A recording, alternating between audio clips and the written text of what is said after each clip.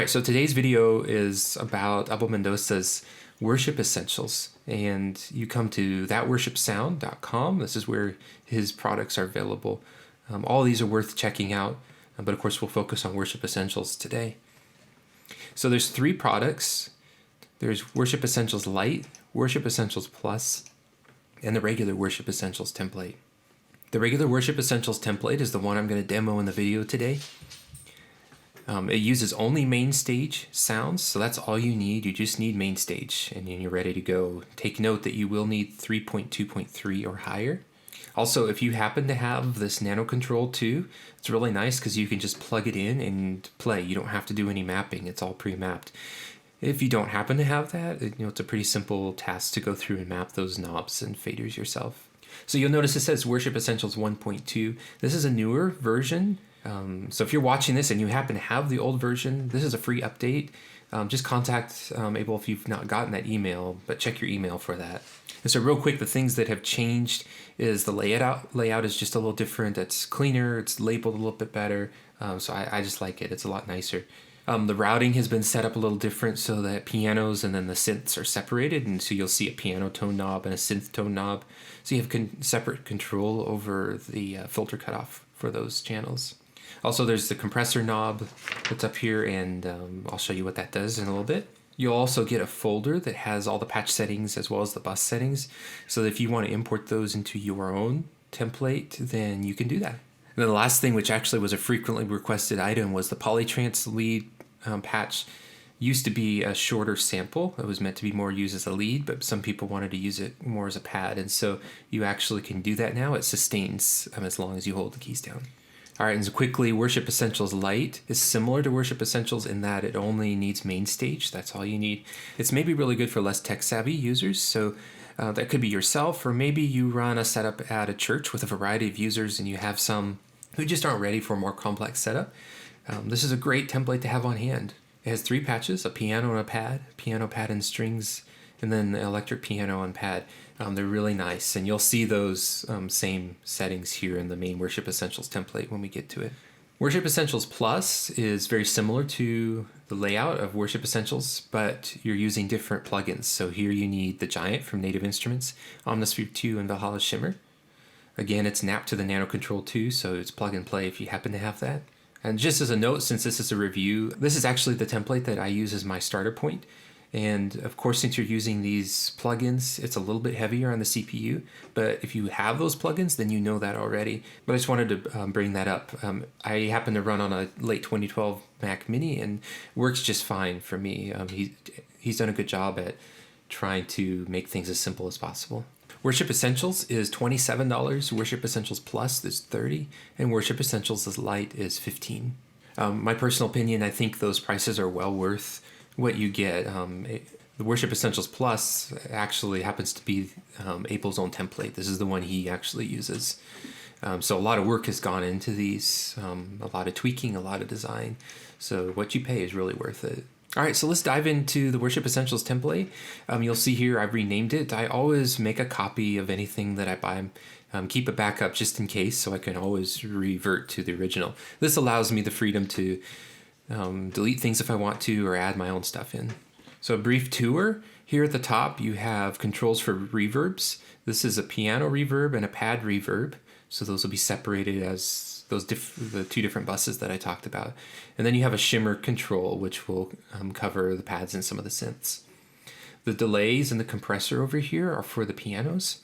And these are just 2 different types of delays that you can layer on, and we'll see those shortly. The compressor, you will use it. It kind of controls the dynamic range. So if it's off, it's more of a natural piano sound. If you turn it all the way up, it's more of a smash, crushed piano sound. And that's useful in some of the worship music that we play. That's a sound that you want to get. Then, of course, here you have volume controls for each of the layers, and then these are mute buttons for each of the layers. Then you have the typical mod wheel, pitch bend wheel, and sustain pedal.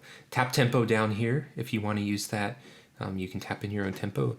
And of course, you can always manually change the tempo for the patch down here. All right, so we're going to use this patch here, That Worship Sound.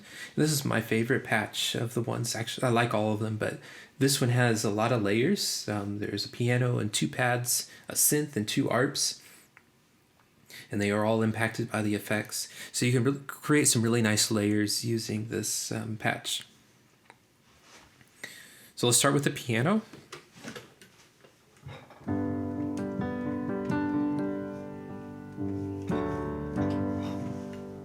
Okay, so there's the piano, very nice sounding. The reverb, we can bring it up.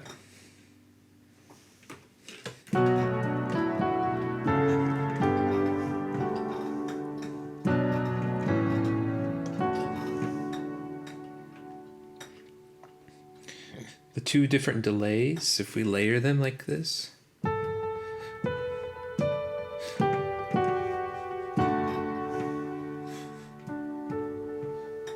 Okay, and then the compressor.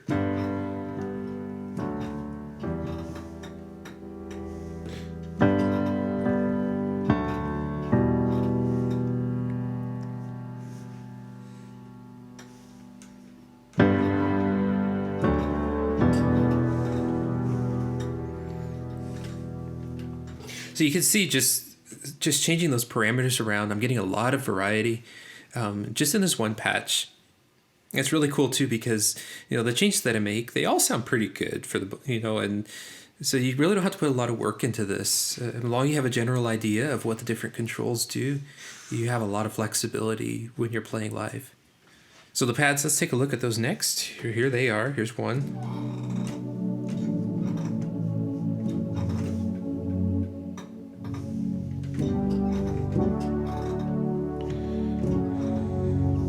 Fills in more the higher end, a little more airy. The other fills in the lower end, has a little bit more of a tack to it, and they layer together nicely.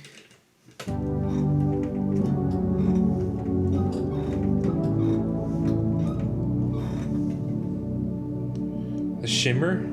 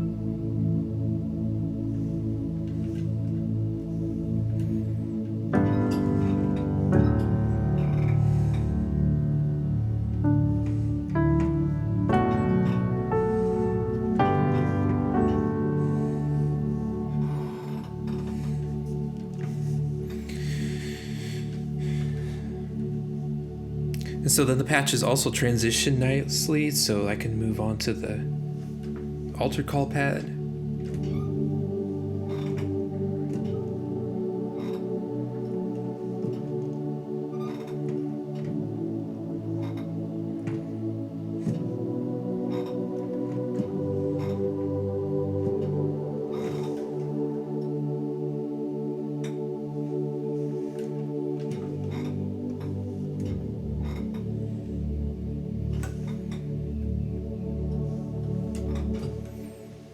So I wanted to take just a couple minutes to show you the rest of the patches. So if you want to hear what they sound like, of course, listen to the demos too on Abel's site, thatworshipsound.com.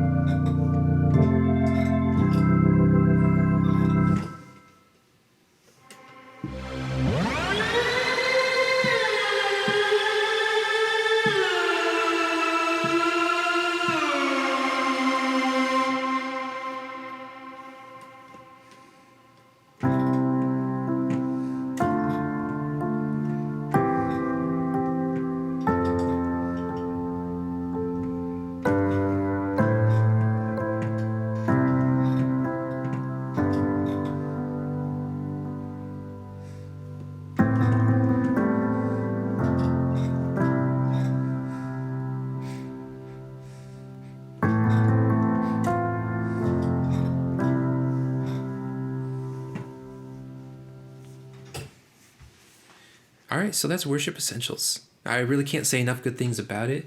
As I go through and do some product demos in addition to the tutorials, I really only will pick things that I enjoy myself and that I find useful, because that's what I think is worth spending my time on, and like to pass on stuff that's helpful to me. So I mentioned Worship Essentials Plus is the template that I use kind of as my starter point. I use the regular Worship Essentials template as well at times. And even though I have the ability, I know my way around Mainstage pretty well, and can usually design patches that sound the way I want them, sometimes it's just nice to pull up something that's ready-made and ready to go. I don't have to spend time on. I can spend more time playing the songs than in designing. So it's also really good for beginners because everything's preset and ready to go. So all the effects, all the volume levels, everything is set how it needs to be. So as you adjust parameters and effects and the faders, everything. All right, I also like to hear from you in the comments below, or you can email me. I'd like to hear what you liked, what you didn't like, if there's things you'd like to hear more of or things you'd like to hear less of. I would love to hear from you. Thanks for spending your time with me. Have a great day.